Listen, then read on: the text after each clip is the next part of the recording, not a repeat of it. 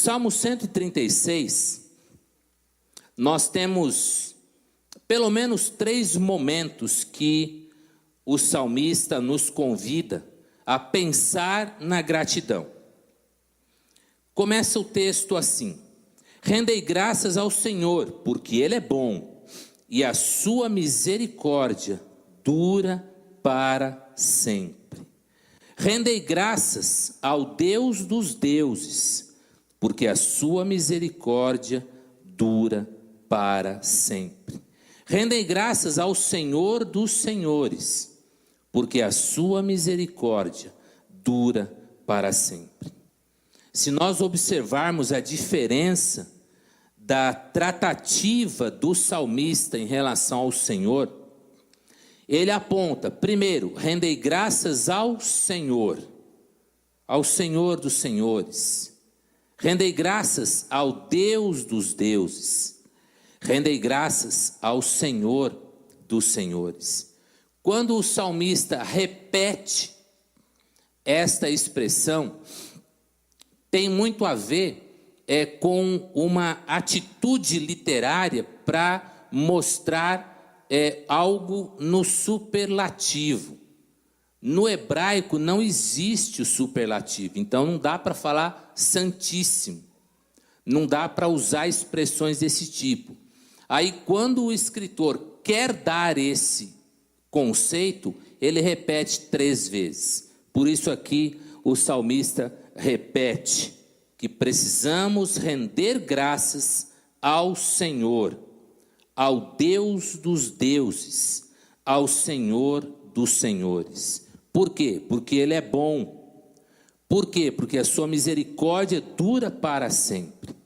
E é isso que o salmista quer trazer ao coração do povo nesse momento. E o salmista passa então a descrever algumas situações para lembrar o povo, para trazer à memória por que eles devem ser gratos ao Senhor. Hoje meu coração se alegrou tremendamente que eu virei assim, aí eu vi a Lígia e eu já olhei muito focado, né? Eu olhei para a Lígia. Aí quando eu abracei a Lígia, que virei o rosto do lado, eu ia perguntar da mãe dela, e vi a mãe dela. Aí dei um abraço também na mãe dela, e o meu coração se alegra, porque a gente vê a bondade de Deus. Liguei no dia em que o André, o primo da Samanta, saiu da cirurgia, e a irmã Fátima estava indo com ele para casa. Liguei para a irmã Fátima para saber do André, para saber como estava a cirurgia. A Fátima falou: pera um pouquinho que você pergunta para ele. Estamos entrando em casa, conversei com ele, a cirurgia foi tudo em paz. Ele ainda sentia um pouco de dor onde foi feito o corte, mas imagine, né, mexer no rim, coisa assim, é bem complicado. E a gente vai vendo o cuidado de Deus que vai nos cercando. E o salmista vai mostrar isso. A partir do verso 4, ele diz assim: depois de declarar que precisamos render graças ao nosso Deus, porque a misericórdia dele dura para sempre, ele diz assim: ao único que opera grandes maravilhas, porque a sua misericórdia dura para sempre.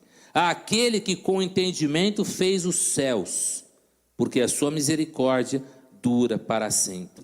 Lembremos, queridos, que os salmos são poesias. Então, essa constante repetição dessa expressão, porque a sua misericórdia dura para sempre, era como se fosse o coro da música, o refrão, a parte da poesia que as pessoas repetiriam. Então, ao único que opera grandes maravilhas, verso 5, aquele que com entendimento fez os céus, verso 6, aquele que estendeu a terra sobre as águas, verso 7, aquele que fez os grandes luminares, verso 8, o sol para presidir o dia, verso 9, a lua e as estrelas para presidirem a noite, momentos da criação. Por quê? Precisamos render graça, porque a sua misericórdia dura para sempre. E o ato criador de Deus, ele é uma grande demonstração de amor ao ser humano. Porque a gente percebe que tudo que foi criado tão somente para que o homem vivesse bem. Quando a gente vê e assiste programas que apontam para o tamanho dos universos e apontam para o tamanho da Terra, aquele monte de planeta que cerca a gente, e aí vem aqueles mais arrojados que ficam divagando se tem vida em outros planetas. Aí, na boa, se tem, não é da nossa conta. Cuidar do nosso planeta já está difícil, e a gente já não tem feito isso direito. Mas o que é impressionante é que quando a gente pensa nas características da nossa Terra, do nosso planeta, a gente percebe que Deus preparou tudo para que nós tivéssemos um lugar extremamente confortável para viver. Se não é, em algumas circunstâncias, a culpa é toda do homem. Essa semana eu vi na televisão, não me lembro em que canal, uma matéria jornalística sobre o Rio São Francisco. E aí a gente começa a ver a beleza que é as nascentes, o caminho por onde esse rio passa. E aí a gente fica pensando, puxa, às vezes a gente fica com o coração querendo conhecer Londres, França, Casa Branca, quando ali na Bahia tem um rio que é lindo, um lugar que é um desenho da natureza, onde a gente vê o poder de Deus estampado. E aí a gente percebe o quanto Deus nos ama. E nessa primeira parte do Salmo, o salmista procura mostrar que no processo criativo, Deus demonstra a nós a sua misericórdia. Depois o salmista vai um pouco mais adiante, mostrando que Deus protege, ele não só prepara o ambiente para que o homem viva de forma abençoadora, mas ele protege o homem. A partir do verso 10, lerei pulando o refrão. Aquele que feriu o Egito nos seus primogênitos e tirou Israel do meio deles, com mão poderosa e braço estendido, aquele que separou em duas partes o mar vermelho e por entre elas fez passar a Israel, mas precipitou no mar a Faraó e ao seu exército, porque a sua misericórdia dura para sempre. Enquanto nação, o povo de Deus, nestas declarações que o texto traz a respeito da ação de Deus no Egito para tirá-los da escravidão, para tirá-los de uma situação de opressão e levá-los a uma terra de novo, onde mana leite e mel, porque essa é a intenção de Deus para com o seu povo, levá-los a lugar de fartura. Não nessa ótica materialista que a mídia vem propondo hoje em dia nessas reuniões televisivas. Mas o que Deus quer é que a gente viva bem. E Ele preparou o mundo para que nós vivêssemos bem. Observemos que quando Deus faz a promessa de levar o povo de Israel de volta, vai levar de volta de onde eles saíram, e lá era uma terra que mana leite e mel. Então é isso que o Senhor quer para nós. E quando nós entramos por caminhos que não deveríamos ter entrado, o Senhor, no tempo dele, Ele provê a situação de tirar a gente daquela situação e recolocar no lugar que Ele espera de nós. No verso 16, lemos assim: aquele que conduziu o seu povo pelo deserto, aquele que feriu grandes reis e tirou a vida a famosos reis, a Seom, rei dos amorreus, e a Og, rei de Bazã, cujas terras deu em herança a Israel, seu servo, a quem se lembrou de nós em nosso abatimento e nos libertou dos nossos adversários, aquele que dá alimento a toda a carne, porque a sua misericórdia dura para sempre. Aqui nós temos o retrato do Deus provedor, o Deus que provê libertação da opressão, o Deus que provê alimento no momento da fome, o Deus que provê segurança em meio às batalhas. E aqui uma palavra que é interessante, o salmista diz que o Senhor venceu grandes e famosos reis por amor ao seu povo, e para que o seu povo fizesse uma coisa somente. Verso 26: tributai louvores ao Deus dos céus, porque a sua misericórdia dura para sempre. Queridos, a experiência vivida por Israel com Deus, ela teve momentos extremamente diferenciais, a começar da saída do povo do Egito. O Senhor age de maneira sobrenatural, e aí o povo sai, e na sua jornada pelo deserto, duas coisas sempre me causam uma certa curiosidade. E se a gente chegar lá no céu e a gente tiver acesso a um telão igual um que tem na Arábia, que tem 1.270 metros quadrados a tela, deve dar para ver um bom filme ali, né? E se lá no céu a gente tiver acesso a uma coisa dessa, para a gente ver algumas coisas, uma das coisas que me chama a atenção é a coluna de nuvem que protegia o povo no deserto, e a coluna de fogo que os aquecia e os protegia durante a noite. Porque devia ser um negócio espetacular.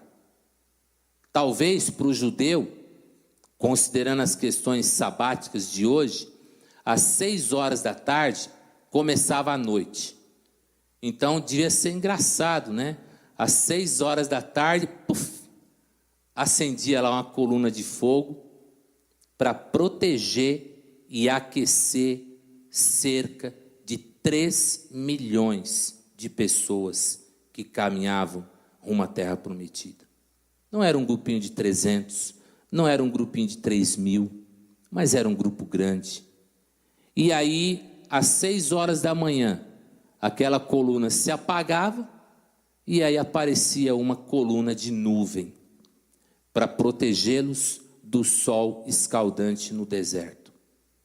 Sem contar coisas mais práticas, a roupa não se estragava, os sapatos cresciam no pé e as pessoas não tinham que trocar. Quem tem filho pequeno sabe o problema que é isso. Compra o sapatinho hoje, dali a pouco já não serve mais. Detalhes que vão mostrando que Deus se preocupa com você nos mínimos detalhes, não só nas coisas macro, mas nas coisas micro também. E diante de toda essa presença na nossa vida, no dia a dia, nós precisamos atender ao convite do salmista de tributar louvores a Deus, porque a sua misericórdia dura para sempre. Hoje talvez não tenhamos que enfrentar reis, não tenhamos que enfrentar nações, mas passamos por nossas dificuldades e problemas. Mas em tudo, quando temos uma atitude de confiança no nosso Deus, nós conseguiremos perceber que às vezes perdas que nós sofremos não são perdas, são livramentos. Situações onde existe uma aparente quebra e causa tristeza, nossa, minha vida agora vai ser mudada porque aconteceu essa situação tão grave. Aqueles que são fiéis ao Senhor, lá na frente, vão olhar para trás e vão dizer: Deus, muito obrigado por aquela coisa que caiu, por aquilo que eu perdi, por aquela situação que foi mudada, porque aquilo é providência do Senhor. E aí eu convido você a olhar para a sua história e a tentar vasculhar na sua história algum momento em que você passou por uma situação complicada e Deus não entrou com providência. Providência de paciência, providência de coisas materiais, providências de questões psicológicas, emocionais, sociais. O nosso Deus é fiel. O que nós precisamos é procurar entender que tudo tem um tempo determinado. E para cada propósito, Deus tem um tempo certo. Então, façamos a nossa parte e permitamos que o Senhor, no tempo dele, faça a parte dele. Enquanto esperamos, não percamos de vista uma declaração: a misericórdia do Senhor dura para sempre. Amém? Curva a sua cabeça, vamos orar. Pai, muito obrigado, porque a tua palavra mostra a experiência do teu povo, e o salmista, de uma forma tão poética, vai declarando que o Senhor é um Deus que cura, que o Senhor é um Deus que salva, que o Senhor é um Deus que dá direção, que o Senhor é um Deus que dá provisão, que o Senhor é um Deus que, mesmo nos momentos que a gente não percebe, o Senhor está ali cuidando. Ó Deus, quando pensamos naqueles jovens que caminharam 40 anos pelo deserto, e dia a dia, eles viam aquela coluna de fogo à noite, e muitos deles se acostumaram de tal maneira àquela situação, que talvez não olhassem para aquilo como algo de proteção que o Senhor dava a eles. Ó Pai, ajuda a cada um de nós a nos lembrar de quantas são as bênçãos que o Senhor tem coberto a nossa vida, para que a gente possa perceber que precisamos agradecer, porque a tua misericórdia dura para sempre. Ó Pai, perdão, porque algumas vezes, por pequenas coisas que não saem do jeito que nós queremos pedir perdão, porque às vezes a gente se rebela, às vezes a gente se revolta, às vezes a gente fica de cara virada para o Senhor. Mas aí o Senhor, com todo amor e carinho, o Senhor vai colocando diante dos nossos olhos a natureza, as verdades da criação, as verdades bíblicas da tua provisão, e aí a gente volta e reconhece quão grande és tu. Ó Pai, muito obrigado, porque hoje o Senhor nos dá mais uma oportunidade para que o teu povo olhe ao redor e diga de verdade que a tua misericórdia dura para sempre, porque somos alvos dessa misericórdia, do teu cuidado, da tua proteção, do teu amor. Dá-nos paciência e sabedoria para enfrentarmos os momentos difíceis pelos quais passamos. Oramos assim alegres, porque até aqui o Senhor nos tem ajudado. E é no nome de Jesus, o autor e o consumador da nossa fé, no nome dele que oramos hoje e sempre. Amém, amém. Que Deus te abençoe, meu irmão. Que Deus te ajude a perceber quão grande Ele é e quantas não são as bênçãos que Ele derrama sobre nós. Amém?